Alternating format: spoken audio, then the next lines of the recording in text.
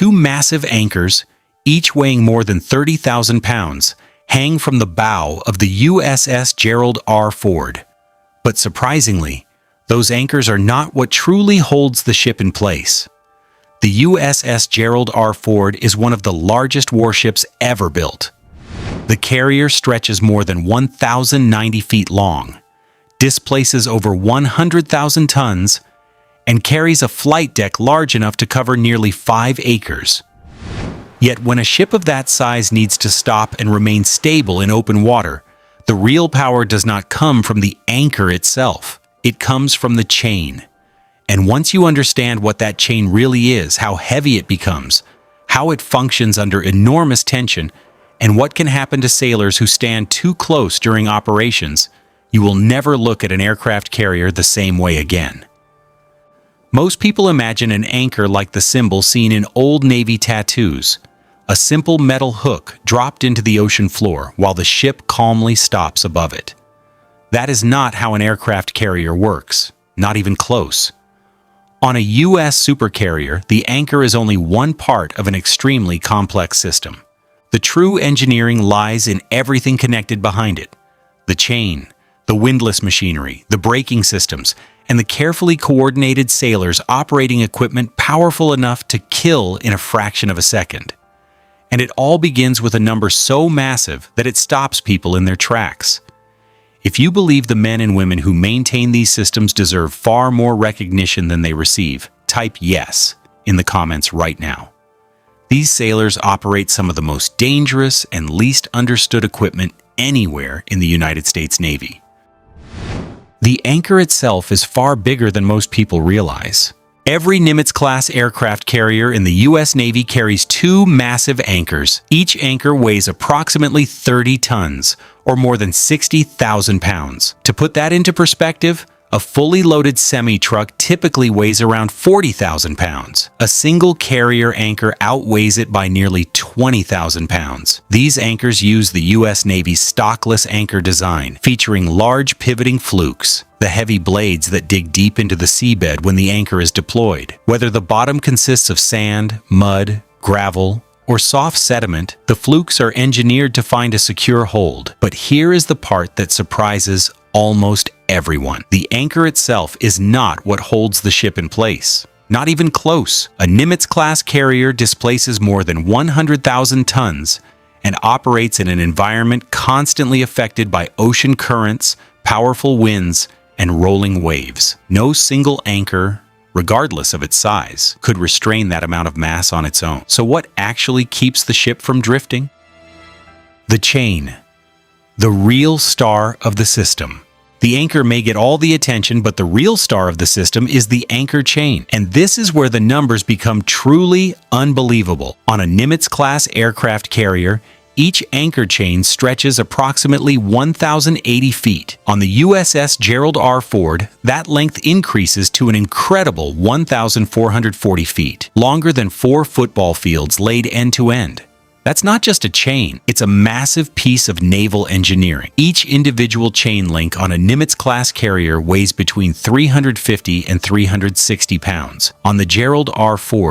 engineers introduced a new generation of high-strength steel that reduced the weight of each link to around 136 pounds, while maintaining exceptional strength. It was a significant engineering breakthrough. But here's where things become staggering. The chain is divided into sections known as shots. Each shot is 90 feet long and contains 57 massive steel links. A Nimitz-class carrier carries a total of 24 shots, 12 for each anchor. When you combine the weight of both anchors and all 24 shots of chain, the total reaches roughly 366,000 pounds, or more than 183 tons. Think about that for a moment. More than 183 tons of steel resting on the ocean floor. And here's the surprising part. That's what actually holds the ship in place. Most people assume the anchor does all the work. It doesn't. The anchor digs into the seabed, but the chain is what provides the majority of the holding power. As the chain stretches across the ocean floor, its tremendous weight creates resistance against wind, waves, and powerful currents. When rough seas push against the carrier, the chain absorbs the force like a giant spring. It tightens under tension, then gradually settles back into place. The immense weight of the chain helps pull the ship back toward its anchoring position. In other words, the anchor creates the connection. The chain creates the stability. The anchor is the anchor point. The chain is the anchoring system. How the chain is deployed and why it can be deadly.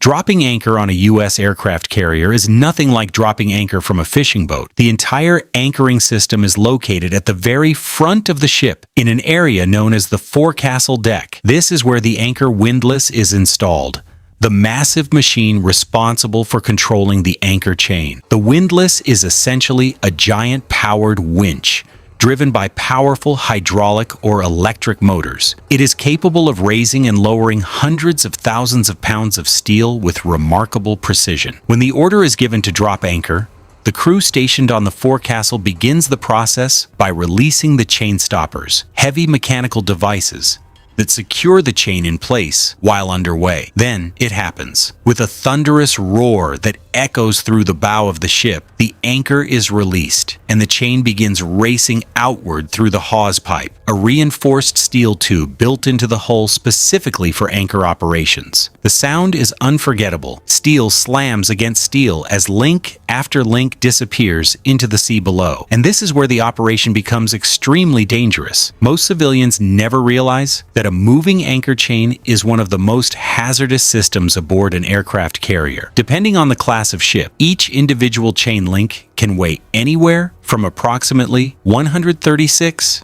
to more than 350 pounds. When the chain is running at speed, those enormous steel links are moving with tremendous force. They surge through the hawse pipe and plunge into the water below at a rate that demands absolute respect. If a chain link or fitting were ever to fail under tension, and failures have occurred in naval history, the released steel could become a deadly projectile capable of causing catastrophic injury or death. For that reason, sailors assigned to anchor detail follow strict safety procedures. Clearly marked danger zones are painted onto the forecastle deck, and no one is permitted to stand inside those areas while the chain is moving. No exceptions. Once the anchor reaches the seabed, the ship slowly backs down using its engines. This controlled reverse movement helps drive the anchor's flukes deeper into the ocean floor, ensuring a secure hold. From that point forward, the crew continuously monitors chain tension, ship movement, wind conditions, and anchor position. If the anchor begins to drag, meaning it is sliding across the seabed instead of holding firmly, the crew can detect it quickly and take corrective action before the ship drifts off station. The 5 to 7 rule: why so much chain is needed. Here's something that surprises most people the first time they learn it. When an aircraft carrier drops anchor in 100 feet of water, the crew does not deploy only 100 feet of chain. Instead, they release anywhere from 500 to 700 feet of chain. This is known as the scope ratio, typically 5 to 1 to 7 to 1, meaning 5 to 7 feet of chain for every 1 foot of water depth. The reason comes down to simple physics. If the chain runs almost straight down from the bow to the anchor, the force on the anchor pulls upward. That upward pull reduces the grip of the anchor's flukes on the seabed, making it far less effective. But when 5 to 7 times more chain is deployed, most of the chain settles flat along the ocean floor before rising toward the ship. This creates a nearly horizontal pulling force on the anchor, the exact direction its flukes are designed to resist. The longer the chain lies across the seabed, the stronger the holding power becomes. The heavier the chain, the more it resists being lifted by waves, currents, and the ship's movement above. That is why the chain matters so much. It is not merely connecting the anchor to the ship, it is actively absorbing energy, reducing shock loads, dampening motion, and helping keep a 100,000-ton warship exactly where it needs to be. The USS Gerald R. Ford upgrade: lighter, stronger, smarter.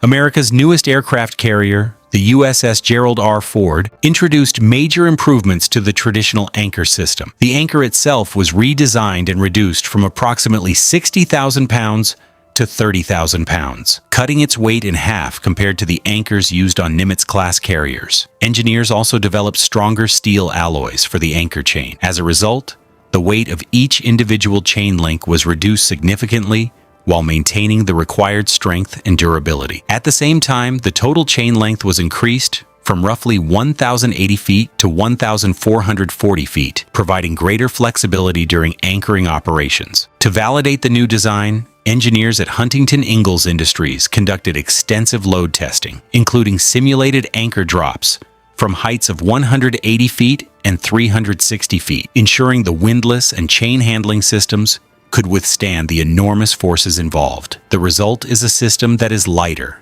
more efficient, and easier to maintain while delivering the same level of holding power. That is what modern naval engineering is all about, not simply building bigger, but building smarter. What happens if things go wrong?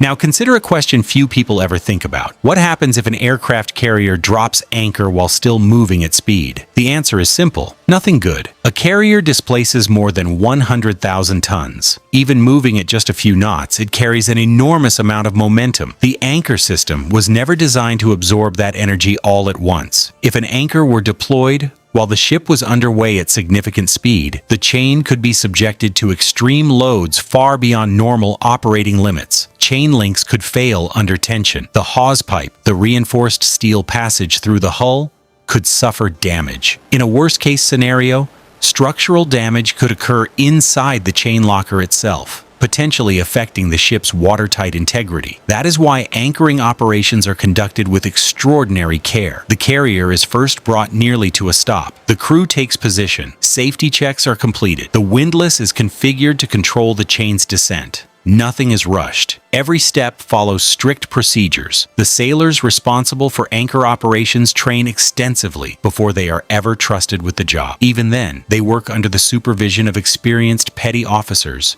who have overseen countless anchor evolutions throughout their careers. The bigger picture. What the anchor system really represents. Think about what this entire system represents. 2 massive anchors, thousands of feet of chain, hundreds of tons of steel. An engineering system built not to launch aircraft, fire weapons, or project power, but simply to allow a crew of nearly 5,000 sailors to stop safely. The anchor system is one of the quietest parts of the most powerful warship on Earth. It never makes headlines. It is rarely mentioned in speeches. Most people never even notice it. Yet the sailors who maintain it perform physically demanding work in confined, noisy, and often hazardous spaces. Their efforts are largely unseen by the rest of the ship. And they do it because without this system, even the most advanced aircraft carrier ever built cannot safely come to rest. That is the kind of engineering America builds. That is the kind of professionalism America trains. And that is one of the reasons the U.S. Navy remains the most capable maritime force in the world. Otro. 2 massive anchors, hundreds of tons of chain and steel, thousands of feet of links stretching across the ocean floor, and a team of sailors responsible for maintaining every single component. That is what it really takes to stop a U.S. aircraft carrier. If you found this story fascinating, be sure to like the video and subscribe to the channel. We explore the incredible systems, engineering, and people that keep America's Navy operating at the highest level anywhere on Earth. And in our next video, we'll dive even deeper into the technology and crews that make these floating cities of steel possible.